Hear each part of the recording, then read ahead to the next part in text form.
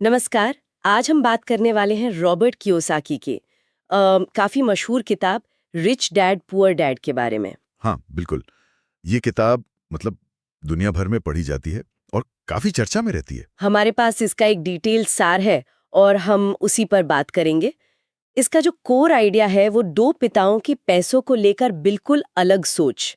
एक गरीब पिता जो पढ़े लिखे हैं पर हाँ, पारंपरिक सोच वाले, अकादमिक। और दूसरे अमीर पिता शायद कम पढ़े लिखे पर पैसों के मामले में, फाइनेंस की मामले में बहुत स्मार्ट। सही।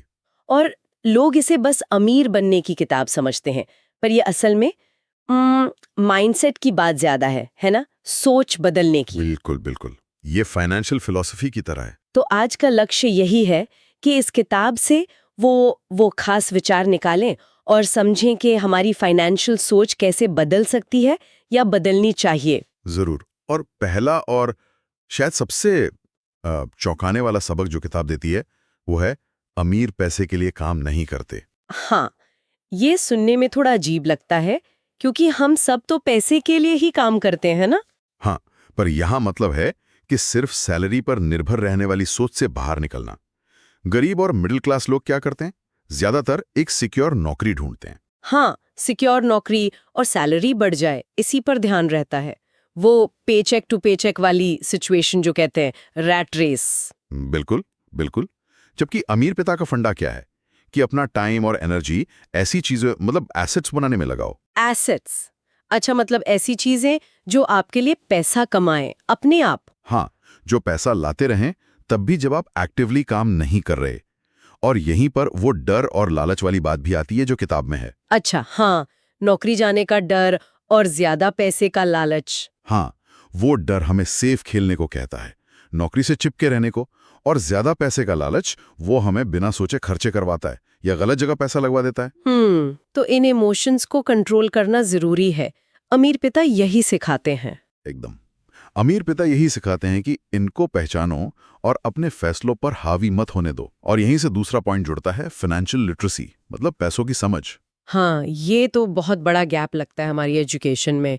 स्कूल हमें मतलब सब्जेक्ट्स तो पढ़ाते हैं पर पैसा मैनेज कैसे करें। निवेश क्या होता है, अकाउंटिंग की बेसिक बातें क्या हैं, हाँ। इस पर जोर कम रहता है। स्कूल आपको प्रोफेशनल बनाता है पर शायद अमीर नहीं। और क्यूसाकी यही तो कहते हैं कि ये समझ सिर्फ अमीर बनने के लिए नहीं बल्कि फाइनेंशियल इंडिपेंडेंस के लिए जरूरी है, वित्तीय स्वतंत्रता के लिए। सही बात। मतलब आप कितना कमाते हैं, शायद उससे भी ज्यादा जरूरी ये जानना है कि उस पैसे का करते क्या है ना, रखते कैसे हैं, उसे बढ़ाते कैसे हैं। बिल्कुल सही कहा। और इसी समझ का बेस है एसेट यानी संपत्ति और लायबिलिटी यानी देनदारी। इसके बीच का फर्क गहराई से समझना। अच्छा, ये क्या है, थोड़ा और बताएं। हाँ, सिंपल भाषा में कहें तो एसेट वो है जो आपकी जेब में पैसा डाले। ओके, जैसे? जैसे समझ लीजिए, किराए की कोई प्रॉपर्टी है जिससे रेंट आता है, स्टॉक से डिविडेंड आ रहा है, कोई बिजनेस है जिससे प्रॉफिट आ रहा है, या कोई रॉयल्टी आ रही है। समझ गई। और लायबिलिटी? और लायबिलिटी वो जो आपकी जेब से पैसा निकाले, जैसे घर की ईएमआई, कार का लोन, क्रेडिट कार्ड का कर्ज, वो सब। यहाँ एक बड़ी कंफ्यूजन होती है अक्सर। लोग सोचते हैं मेरा घर मेरी सबसे बड़ी संपत्ति है, पर कियोसाकी के हिसाब से अगर उस पर ईएमआई जारी है और वो कोई इनकम नहीं दे रहा तो वो लायबिलिटी हुई। एग्जैक्टली यही उनका नजरिया है, जो काफी अलग है ट्रेडिशनल सोच से। जब तक वो घर आपकी जेब से पैसा निकाल रहा है वो लायबिलिटी है। जिस दिन वो पैसा डालने लगे शायद तब एसेट बने। ये तो सोचने का बिल्कुल अलग तरीका है। और अमीर लोग क्या करते हैं, वो लगातार एसेट्स बनाने पर फोकस करते हैं, जबकि बाकी लोग अनजाने में लायबिलिटीज जमा करते रहते हैं और सोचते हैं कि ये एसेट है। महंगी कार, बड़ा घर, लोन पर कहते हैं शायद। ESBI वाला। हाँ बिल्कुल। कियोसाकी लोगों को 4 कैटेगरी में बांटते हैं। ई मतलब एम्प्लॉय, नौकरी पेशा। एस मतलब सेल्फ एम्प्लॉयड या स्मॉल बिजनेस। बी मतलब बड़ा बिजनेस ओनर जिसके पास एक सिस्टम है। और आई मतलब इन्वेस्टर। गरीब पिता ई या एस क्वाड्रेंट में रहने की सलाह देते हैं, सिक्योर नौकरी या अपना छोटा काम।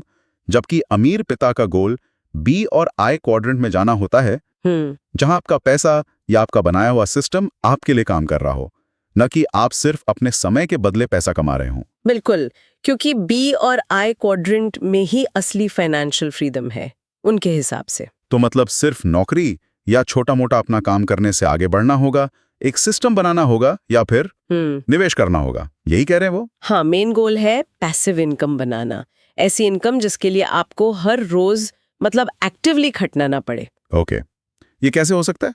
रियल एस्टेट से, स्टॉक मार्केट से, या अपना बिजनेस? हाँ, ये मुख्य तरीके हो सकते हैं। रियल एस्टेट से किराया, स्टॉक से डिविडेंड या कैपिटल गेन, अपना कोई साइड बिजनेस खड़ा करना जो खुद चले। और यहीं पर टैक्स और कॉर्पोरेट कानूनों की समझ भी बहुत काम आती है। हाँ, ये वाला पॉइंट थोड़ा कंट्रोवर्शियल भी लगता है कई बार। किताब में जैसे बताया है कि अमीर लोग टैक्स कानूनों का फायदा उठाते हैं और जो नौकरी पेशा है उन पर टैक्स का बोझ ज्यादा सीधा पड़ता है। क्या ये मतलब सिस्टम का गलत फायदा उठाना हुआ? देखिए, इसे ऐसे समझ सकते हैं कि सिस्टम के नियम तो सबके लिए वही हैं, पर जो लोग फाइनेंशियली लिटरेट हैं वो उन नियमों को लीगली अपने फायदे के लिए इस्तेमाल करना जानते हैं। जैसे? कैसे? जैसे कंपनी बनाकर कुछ बिजनेस खर्चों को क्लेम करना, या अलग अलग तरह के निवेश पर टैक्स की दरें अलग होना। ये सब कानूनी तरीके हैं जिनसे टैक्स का बोझ कम किया जा सकता है, पर इसके लिए जानकारी और समझ होनी चाहिए। समझ गई, मतलब सिस्टम को समझना जरूरी है। अच्छा, और एक आखिरी पर बहुत जरूरी सलाह है किताब में कि सीखने के लिए काम करो, सिर्फ पैसों के लिए नहीं। ये थोड़ा आइडियलिस्टिक नहीं लगता, खासकर जब पैसों की जरूरत तुरंत हो? देखिए, ये लॉन्ग टर्म सोच है। मतलब ऐसी जॉब्स या मौके ढूंढो जहां आप जरूरी स्किल सीख सको। स्किल्स जैसे? Sales, marketing, management. हाँ, sales, marketing, communication, leadership, finance का मैनेजमेंट, लोगों को मैनेज करना। हो सकता है शुरू में सैलरी थोड़ी कम मिले, पर ये स्किल्स आपको बाद में अपना बिजनेस बनाने में, सही निवेश करने में, मतलब वेल्थ क्रिएट करने में मदद करेंगी। अच्छा, तो सिर्फ ज्यादा सैलरी वाली नौकरी शायद वो स्किल्स ना सिखा पाए जो फाइनेंशियल फ्रीडम के लिए ज्यादा जरूरी है। बिल्कुल, वो आपको शायद पैसे दे, पर वो स्किल्स ना दे जो आपको पैसे का मालिक बनाए। तो कुल मिलाकर निचोड़ ये है कि रिच डैड पुअर डैड सिर्फ पैसे बनाने के टिप्स नहीं है, बल्कि एक सोचने का तरीका सिखाती है, माइंडसेट। हाँ, एक माइंडसेट शिफ्ट है। असली फर्क अमीर और गरीब के बीच उनकी सोच और पैसे को देखने के नजरिए में है।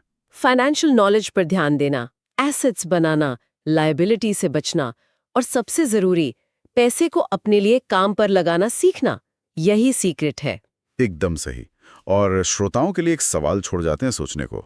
हाँ, जरूर। कि ठीक है, एसेट और लायबिलिटी की पहचान तो एक कदम है, पर कोई व्यक्ति अपने रोजमर्रा के छोटे छोटे फैसलों में, जैसे कुछ खरीदना है या कहीं पैसा बचाना है, उसमें ये अमीर पिता वाली सोच, मतलब खुद से ये सवाल पूछना कि क्या ये चीज या ये फैसला मुझे अमीर बना रहा है या गरीब, इस सवाल को कैसे रोज प्रैक्टिस में ला सकता है? ये दिलचस्प सवाल है। अपने हर खर्च, हर बचत के फैसले को इस नजरिए से देखना, इस पर सोचना चाहिए।